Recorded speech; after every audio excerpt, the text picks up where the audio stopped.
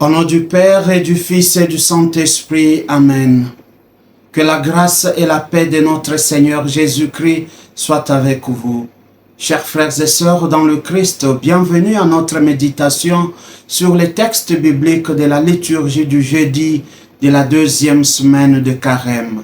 C'est le Père Michel Manga SVD, missionnaire du Verbe divin. Le thème que je propose pour notre méditation d'aujourd'hui est « Où ton cœur est-il enraciné ?»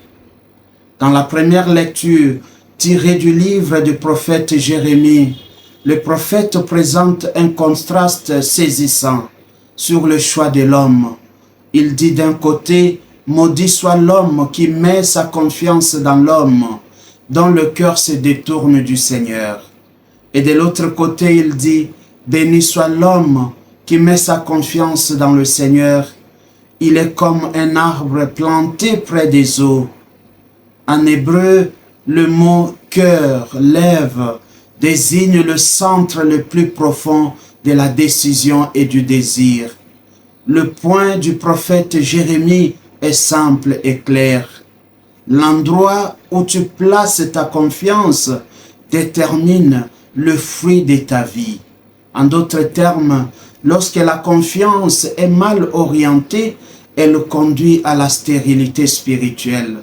Mais la confiance en Dieu produit la stabilité et la fécondité spirituelle. Il est important de souligner ici que la différence ne réside pas d'abord dans les circonstances, mais dans la source intérieure d'appui. Cela montre que le véritable champ de bataille de Carême est le cœur de l'homme. C'est le sens profond de l'invitation du prophète Joël. Déchirez vos cœurs et non vos vêtements. Joël 2,13. La confiance n'est pas une idée abstraite. Elle devient relation, attachement, dépendance confiante. C'est en quoi nous croyons profondément devient la matrice de notre agir.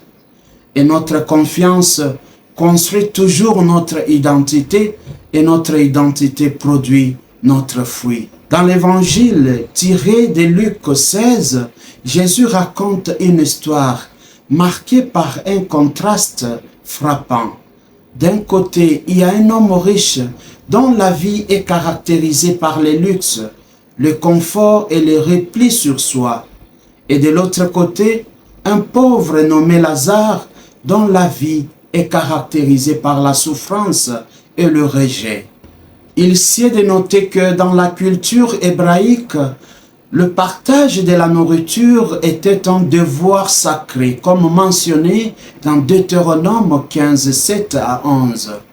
Le péché du riche n'est pas la richesse en elle-même, c'est l'indifférence, un cœur tellement endurci qu'il ne voit plus la souffrance à sa porte.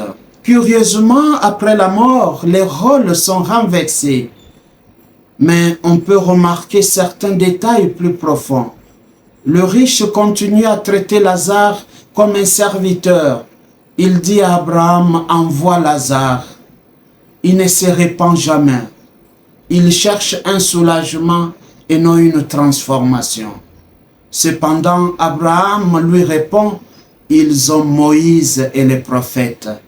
Cela signifie que les saintes écritures ont déjà révélé ce que Dieu attend de nous, la justice, la miséricorde et la compassion. Le carême ne consiste pas à recevoir de nouvelles informations. Il s'agit en fait d'obéir à la parole que nous connaissons déjà. Bien-aimé dans le Christ, l'homme riche n'a pas fini dans la ruine parce qu'il était riche, mais parce qu'il n'était pas à mesure de voir la souffrance autour de lui. Et pourtant, c'est lui qui avait tout pour changer la situation de Lazare. L'indifférence est la forme la plus mortelle de cécité. Elle n'est pas simplement un manque d'émotion, elle est un endurcissement progressif du cœur. On ne devient pas indifférent en un jour. On cesse d'abord de regarder, puis on cesse d'écouter et enfin on cesse de se sentir concerné. La Bible parle souvent de Dieu qui voit sans voir.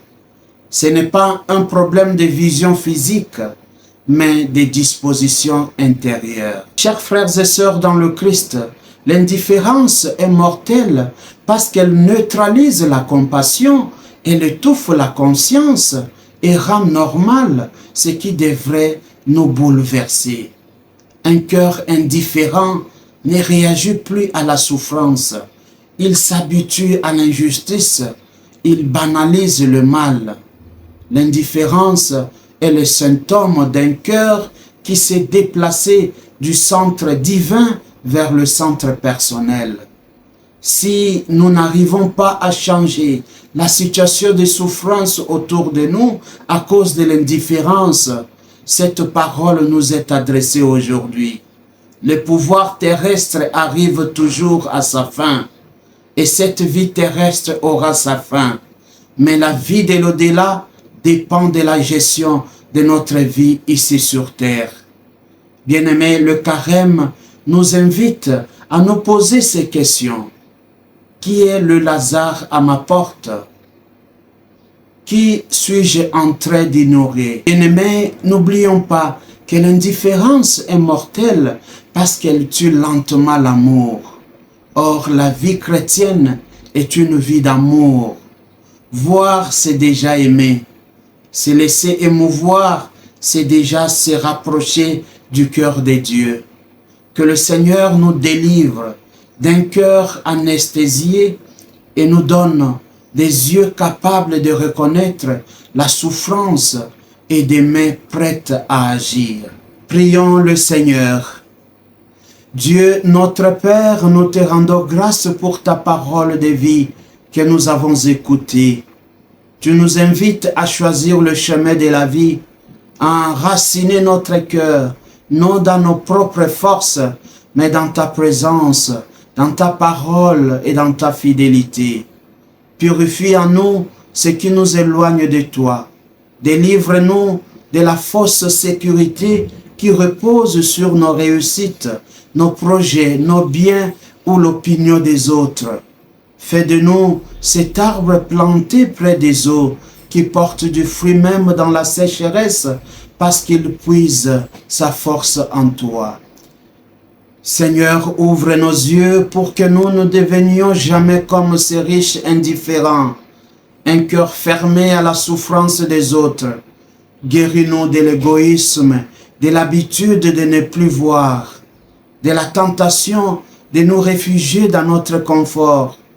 Donne-nous un cœur sensible, capable de reconnaître les Lazare à notre porte, capable de tendre la main, d'écouter et de partager.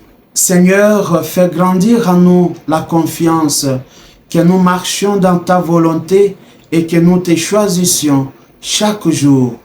Transforme notre cœur afin qu'il devienne un lieu de compassion, d'humilité et de service.